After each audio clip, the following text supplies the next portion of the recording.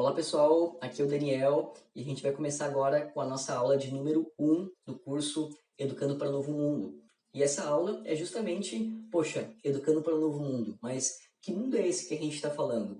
Então hoje a gente está num período aí de grandes mudanças, né, de grandes até incertezas dos nossos próximos passos, mas uma certeza que a gente pode ter é que o mundo ele não vai mais ser o mesmo daqui para frente. E a gente aqui tem uma visão muito positiva, muito otimista em relação a isso. Eu acredito muito no mundo melhor. Quando o Lari e eu lançamos esse curso aqui e vimos aí que mais de 50 famílias se inscreveram para tentar algo novo, para conhecer algo novo, a gente ficou super feliz e ainda mais crente, né, de que o mundo vai mudar para melhor. Então, para a gente entender para onde a gente vai, eu vou fazer aqui uma análise, né, com base no que a gente tem hoje e também no que a gente pode vir a ter daqui a 30 anos, né, falando um pouquinho de presente e futuro. Bom, eu não sou nenhum mago, não sou nenhum oráculo, né, astrólogo, então eu vou me basear aqui no meu conhecimento trabalhando com tecnologia, né, do que eu vejo aí em termos de tecnologia, a minha formação é em tecnologia, mas principalmente na obra de um historiador que eu gosto muito, que é o Yuval Noah Harari. O Yuval Noah Harari é o escritor do livro Sapiens, Uma Breve História da Humanidade, e também do Homo Deus. O Sapiens é um livro que fala de passado e presente, e o Homo Deus é um livro de futuros. E calma, se você está achando aqui que isso aqui é uma viagem, calma que eu já vou explicar como que a gente linka isso com a educação parental e com essa abordagem que a gente vai trazer aqui com vocês. Vai fazer sentido no final. Então, deixa eu trazer aqui uma análise de presente e futuro, falando de pais e também falando de filhos. Vou começar aqui para o nosso contexto como pai. Então, a gente nunca viveu numa sociedade com tantas mudanças e com mudanças tão rápidas, né? Então, a gente pode até dizer aqui que a gente está aí na era da informação, né? E essa informação, ela está cada vez mais acessível. Aquela informação antes que você só tinha com um mentor, seja um professor, seja num curso, hoje ela está disponível. Você está tendo um curso aqui, a gente está aí num isolamento total e você está tendo um curso aqui com a gente, né? Tá aprendendo coisas novas. Então, o conhecimento está muito dinâmico e ele está muito disponível. E ele está disponível numa coisa que veio para mudar a forma como a gente se relaciona, que é o celular, né? Que é o nosso smartphone. Então, o Brasil é o quinto país em ranking mundial aí de uso do celular durante o dia. E não estou trazendo aqui essa informação para dizer que a gente é viciado, sim, embora muitas vezes a gente seja. Mas o ponto não é esse, o ponto é a disponibilidade da informação, é a facilidade com que você hoje pede comida sem sair do seu lugar, você começa um relacionamento sem sair do lugar e você acessa conhecimento do mundo todo sem sair do lugar. E a gente está falando de pais aqui agora, mas pensa que os nossos filhos nasceram nesse contexto. Então, enquanto a gente tinha a figura de um intermediador ali entre a gente e o conhecimento, um professor, enfim, nossos filhos não têm mais o conhecimento, ele consegue construir a partir do que ele consome hoje no smartphone, o que ele consome hoje na internet, nessa era da informação. Então, olha que mudança de paradigma que a gente já tem aí. E, claro, o celular ele traz algumas outras coisas que eu chamo que são sintomáticas, né? Não é o celular em si. Por conta dessa disponibilidade toda, dessa facilidade toda que eu acabei de comentar, isso às vezes também tem um preço alto, né? Então, isso traz muita ansiosidade. A gente vive ansioso, a gente vive com falta de tempo. Então, segundo a Organização Mundial da Saúde, a OMS, o Brasil é o país mais ansioso do mundo.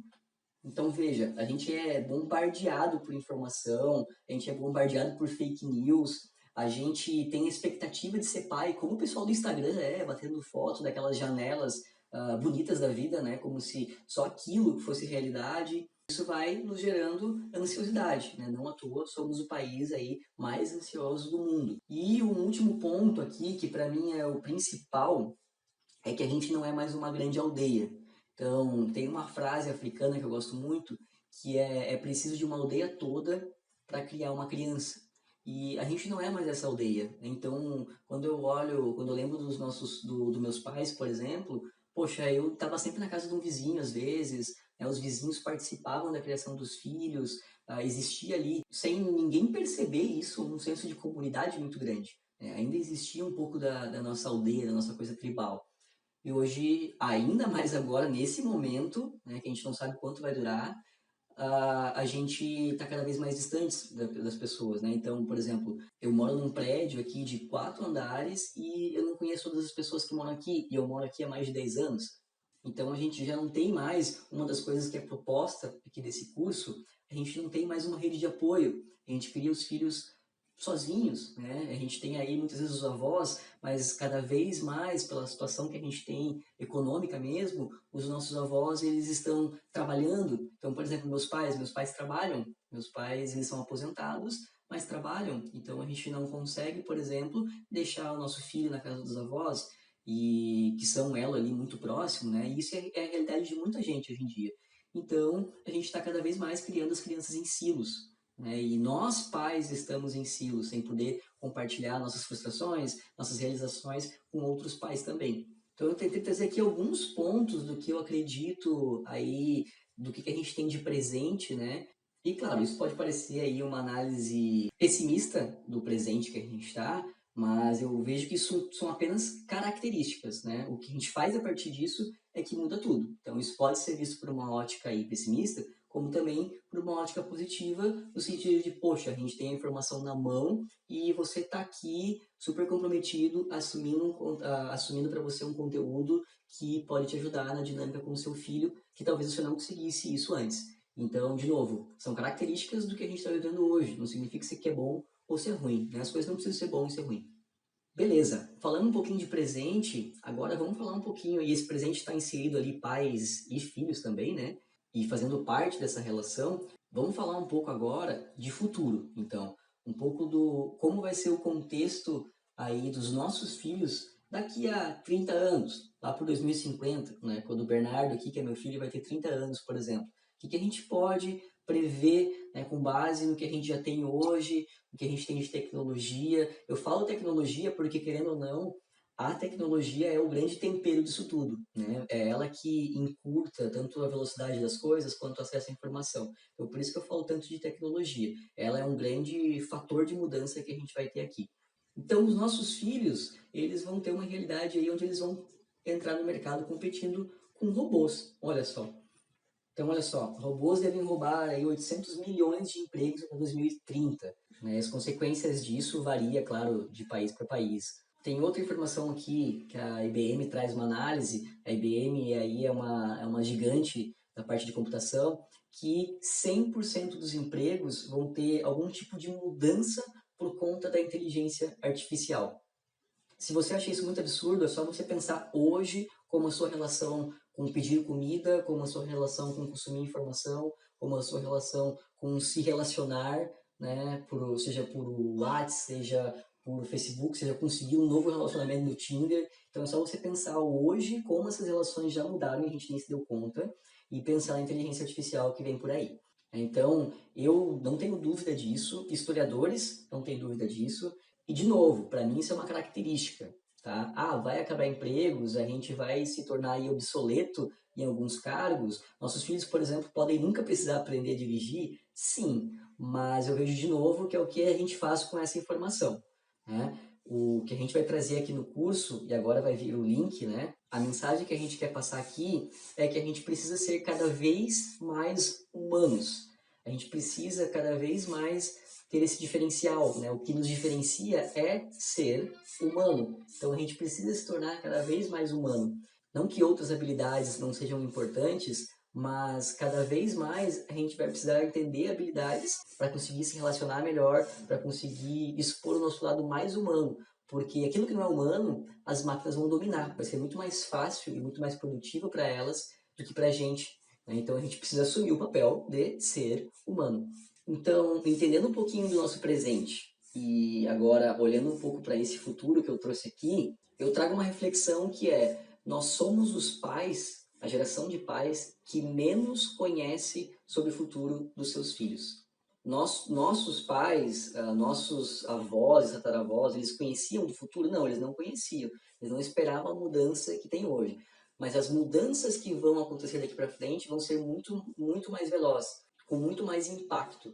Então, a coisa vai ser escalonada daqui para frente, né? Por conta da inteligência artificial, por conta dessa tecnologia, por conta do que a gente está vivendo hoje.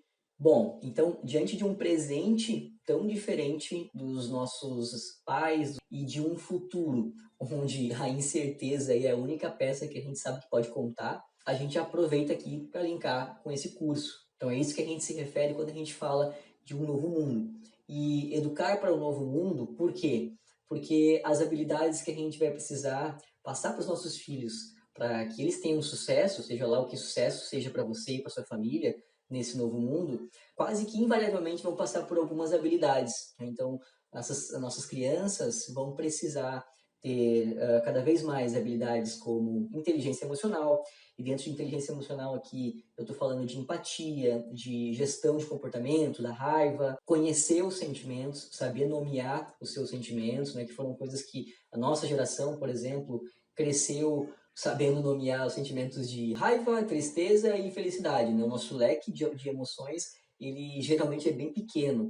Nossas crianças vão precisar de adaptabilidade, né, para enfrentar um cenário onde a mudança vai ser constante. Dentro da adaptabilidade, a gente está falando de flexibilidade, de resiliência. Vamos precisar aí ter crianças criativas e dentro de criatividade entra a resolução de problemas. Os problemas que os nossos filhos vão enfrentar, é só a gente analisar o que a gente está passando agora, são problemas que exigem uma cooperação global, que a gente precisa trocar a competição por cooperação. Então não tem mais eu e o outro, é nós. É essa mentalidade que a gente precisa passar, é essas habilidades que a gente precisa desenvolver. Então são habilidades que geralmente a gente não aprende na escola. Vamos lembrar aqui que a escola ela segue o mesmo modelo desde a Revolução Industrial. Né? Então a gente não tem isso na escola hoje. Claro, estou generalizando aqui, né? Mas vamos lá, 95% das escolas tem um modelo ainda muito parecido com o da Revolução Industrial. Então vai ficar com a gente aqui o papel de desenvolver essas habilidades dos nossos filhos. E a gente gosta de chamar essas habilidades de habilidades do futuro. Na verdade, esse é um termo que o Murilo Gun utiliza. Ele é um empreendedor e humorista que eu admiro demais, professor de criatividade. E, de novo, são essas habilidades do futuro aí que vão nos ajudar nesse contexto, tanto que a gente já vive hoje, como que vem aí pelos próximos 30 anos. E agora eu falei que a gente ia dar uma viajada, mas que ia fazer sentido para o curso, porque como que isso se linka com o que a gente vai trazer aqui no curso? As abordagens que a gente vai passar aqui, seja a disciplina positiva, a comunicação não violenta, criação com apego, todas têm alguns pilares em comum. Elas se baseiam em autonomia, em respeito, em empatia, em cooperação e não competição, o foco na solução e não no problema, né? Na resolução de conflitos.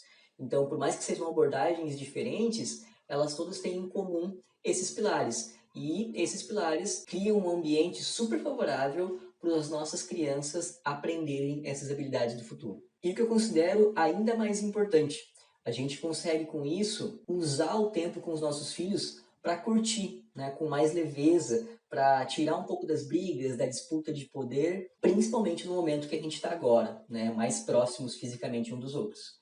Então a mensagem que a gente queria passar com essa primeira aula, com essa introdução aí, falando um pouquinho de presente, falando um pouquinho de futuro, dando uma viajada aqui, mas que tudo se conectou no final, é que está com a gente, né, nós somos a geração presente, então está com a gente aí o bastão de criar filhos, de criar crianças prontas para esse novo mundo, para os desafios que vem aí. Lara e eu esperamos que esse curso ajude tanto no curto prazo, né? Então, de novo, que o seu dia a dia fique mais fácil, seu dia a dia fique mais leve com as ferramentas que a gente vai apresentar aqui, mas também que você tenha uma ferramenta super poderosa para longo prazo, né? Para a gente entender esses conceitos e desenvolver essas habilidades do futuro dos nossos filhos.